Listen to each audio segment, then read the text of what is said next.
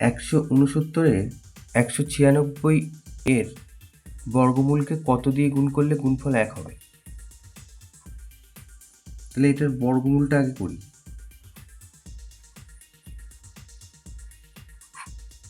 এটার বর্গমূল করলে এটা হয় 169 বর্গমূল, ভগ্নাংশের বর্গমূল করলে লবের বর্গমূল করতে হয় আর হরের বর্গমূল করতে হয়।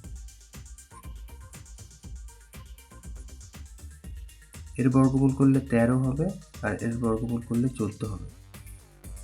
তাহলে গুণফল বলেছে 1 হবে, গুণ করতে হবে। তাহলে আমরা এইটাকে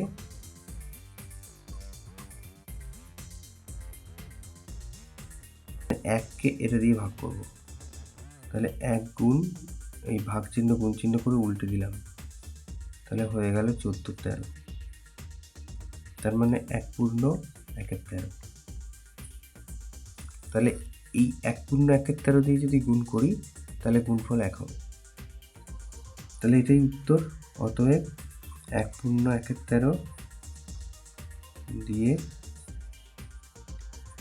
গুণ করতে হবে।